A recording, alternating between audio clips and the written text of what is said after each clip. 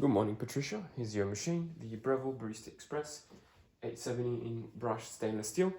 As you saw in the photos, this is a used machine with some damage on the outside. So mainly dents are in the front, a few scratches here and there as well, and a dent on the right hand side. But on the inside it's fine. It is basically working like new. I just did a service on it yesterday. All it needed was a pump O-ring seal, so I changed that to a new one and it works fine. It wasn't leaking, it was just like a preventative maintenance thing. And a new group head seal. The old one was leaking, so now it's got a new head seal, new pump seal. I've calibrated the grinder burrs, or the grinder alignment,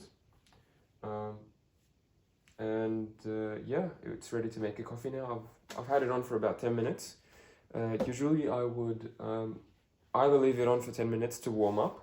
So now it's actually quite warm even. The portafilter is warm. Not hot, but warm. If you want everything to be hot, you want to run a blank shot. So get your cup underneath the machine. Press the double button and that's going to give you hot coffee. Hot water so you can get hot coffee. I've also done the cleaning cycle and the disco cycle. So once I finish this video, I'm going to make a coffee. So I'm going to make a latte, testing the grinder, the brewing and the steam. Once I finish setting it up, it's basically a plug and play. You just use it with the settings that I set up. And yeah, you can leave it there. So you can do that once or twice. It's got a little bit of hot water. Now the cup is warm, but you can do it again. We'll test the single button for you now. In the meantime, I'm going to get my milk jar. Fill it with some milk.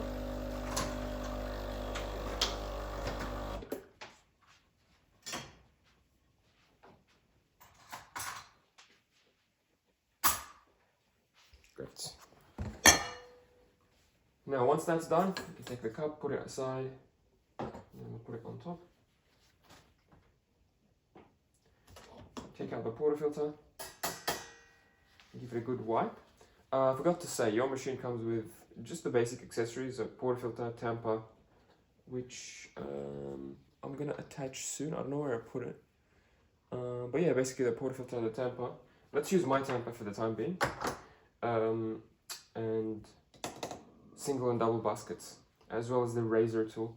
The razor tool is just that scraping thing for getting your dose correct. So I'm going to measure the inputs and outputs of the machine with my scale. When I say inputs and outputs, I mean what goes into the handle, so the amount of coffee we grind, as well as what comes out into the cup, aka espresso.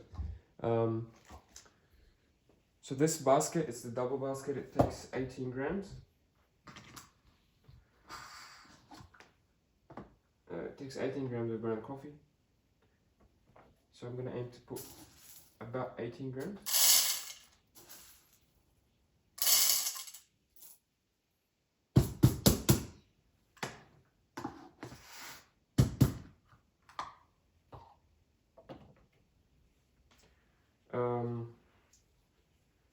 In terms of the grind size, I've put it on number 4.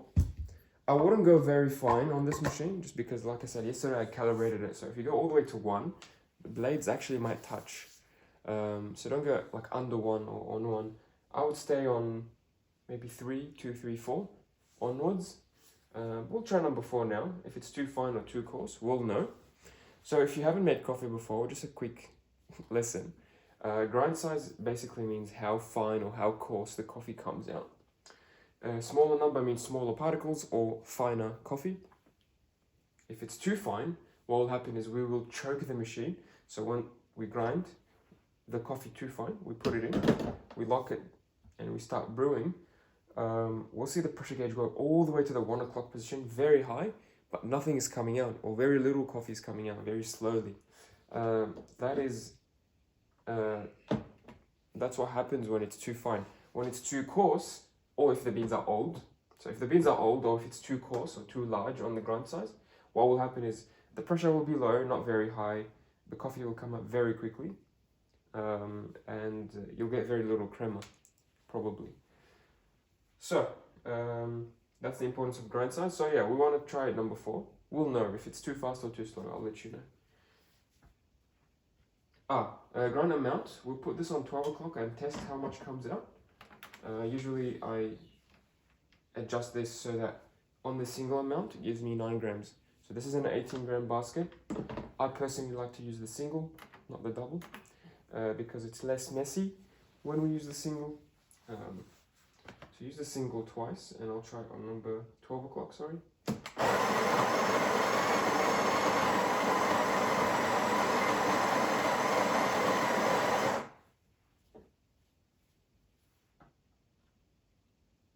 So we need to grind a bit more. We only got like 6 grams. So I'm gonna hold. So when you hold, it'll grind for as long as you hold.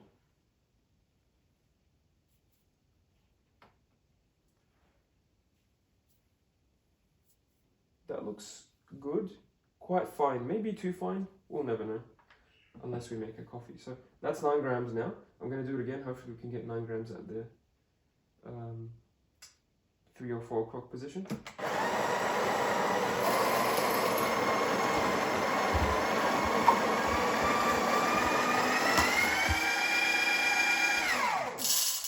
Sorry about that, we ran out of beans, but basically we got 17, so almost 18. Oh, geez, this is hard. I should have filled the hopper a bit more.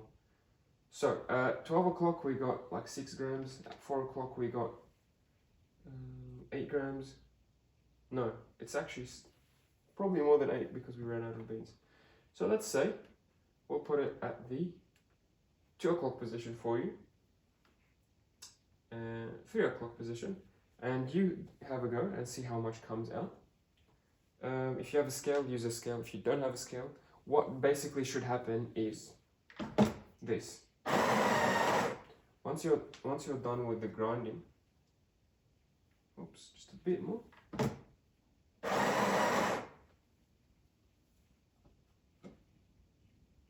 That's exactly 18 grams. So once you're done with grinding, if you don't have a scale, the coffee should be like flat when you spread it with your fingers.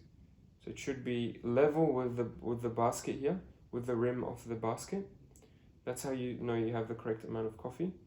And another nice tip is, once you press it with the tamper, you'll have this silver part on the tamper disappear. I'm just going to press it nice and firmly. The silver part disappears, and that's how you know you have 18 grams. This is what it looks like. Make sure you clean the edges and lock it in. Now I'm going to get my cup, get rid of this hot water. You also have the hot water tap here.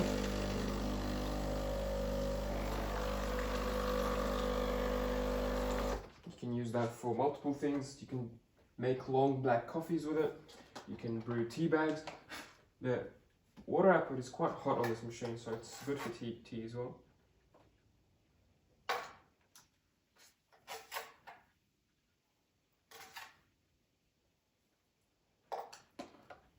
In my case, I like to sometimes use it to warm up my cups, or in this case, I'm adding a little bit of sugar. So I add a little bit of hot water, so the sugar dissolves. You want to add any sugar, sweetener, syrup before the espresso, so that once the espresso starts brewing, as it comes down, it mixes nicely with the flavoring that you add. So now we'll measure the output. Hopefully we can get it right. So the last thing, hopefully you're not too overwhelmed by this information, but last thing we can adjust is the brew amount. So the machine has preset settings from the factory. You can always reset to factory settings by holding program. That's going to give you the standard settings. That'll delete all the memory for the 1 and 2 cup buttons. But you can obviously adjust them. You can do anything from 20 mils of coffee all the way to 200 mils of coffee. So quite a wide range. for an espresso, the correct amount is a 2-to-1 ratio in 30 seconds. So we spoke about the input being 18 grams. The output should be double of 18, so 36. Usually 35 to 40 is an acceptable range. 32, 30, 33, anything from like low 30s to high 30s is fine. Usually, that's a 2-to-1 ratio. And it should happen in 30 seconds. But anyway, the buttons are a bit too long from factory. So the settings for the double button is a bit too long. So the double is for the double shot, not for 2 cups. Don't be confused. Just for a double shot basket, which is what we're using. So I'll adjust it. I'll calibrate it now, so we can get about 35 to 40 grams of coffee. So when you get the machine, you just press it and it works, rather than having to mess with the settings. But the only issue is that the output that we give it, or whatever settings we use, it'll change very slightly if we change the grind size and the bean type. So I'll try to set it up with my settings, but when you receive it, you may have to tweak it in the future. But it'll be close enough, hopefully. And if you use the same beans as me, should be instantaneously applicable to you then. I'm using the Aldi dark beans.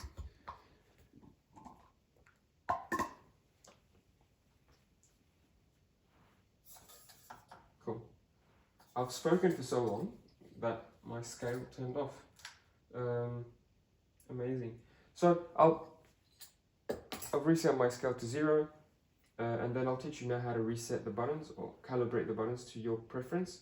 So you press the program button, then you press the button you want to program, and it'll start making coffee. I'm gonna press it again when I'm happy with the amount. Hopefully this should take 30 seconds for the double shot. I've started my timer here. Oh, looks good. 1 o'clock pressure.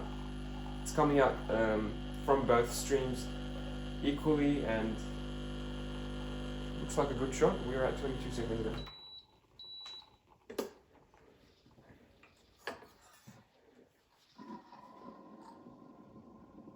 So we got 35.5 grams in 22 seconds.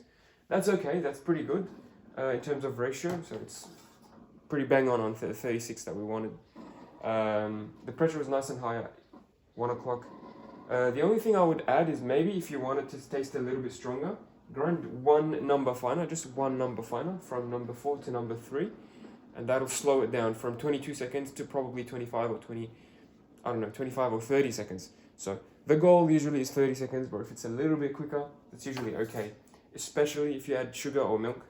But yeah, that was a nicely timed shot. It tastes good as is, honestly. Well, I guess with sugar. So you can have it as is, or in my case, I'm going to turn this into a latte. So I've got some almond milk. Sorry, oat milk. I'm frothing here.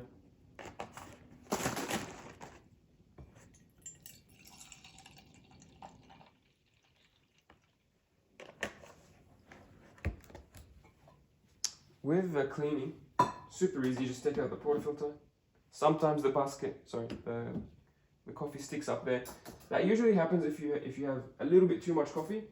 So if you reduce our coffee by half a gram, it should prevent that from happening. Also, give it a quick flush like that. That's going to clean your shower screen and portafilter in one step. So I like to do it.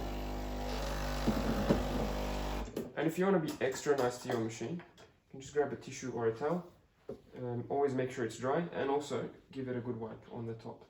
So there's a little bit of ground coffee usually, even after you flush, in areas that the water can't get to, so you just have to wipe it. Otherwise it might build up over time and increase the wear and tear on that rubber seal. Next, steaming. Turn on the steamer, wait 10 or 15 seconds until the steam reaches full pressure. After that you want to turn it off, position your jug and turn it back on super quickly. And then with the positioning, it's hard to describe here in video, but basically try to keep it at an angle and keep the milk spinning and keep the tip of the wand close to the surface of the milk. So, full pressure, that's about full pressure. Turn it off, position, turn it back on.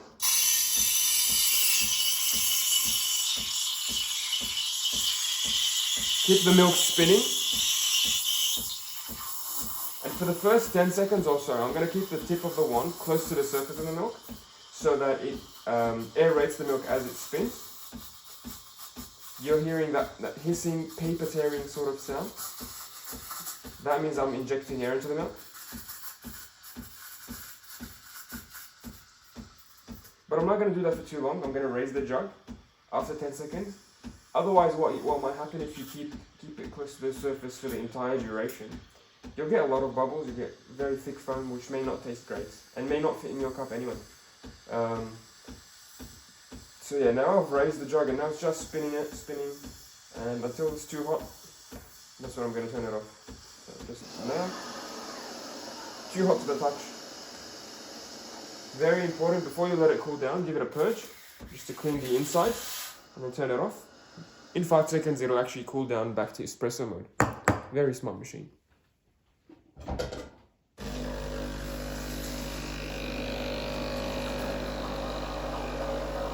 And when the bubbles come up, that's when you can make another coffee. Also important, give it a good wipe after steaming. Best time to clean it is right after you've steamed, because otherwise, if you wait, the milk will bake, basically stick to the milk wand. It'll be super hard to remove, and it'll dry like a crust.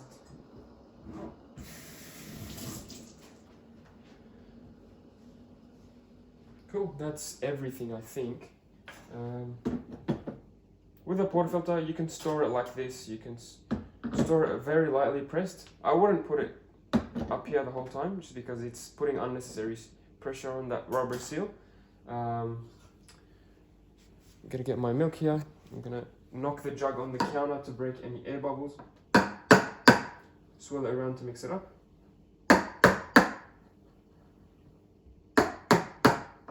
Until the surface is nice and smooth, basically like wet paint, is how people describe it.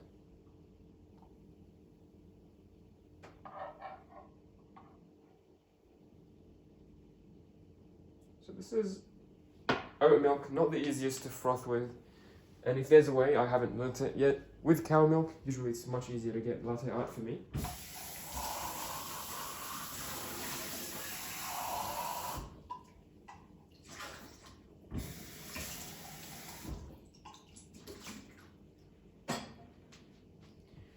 That's all done. Thanks, Patricia. Here is the coffee that I made. No art for me today, like I said. Cow milk usually is easier and honestly tastes a little bit better, but I was just trying oat milk for the past week. Yeah, here's the machine. Hope you enjoy it. Thanks for watching. Any questions or issues, please don't hesitate. And hopefully I'll see you soon. Cheers.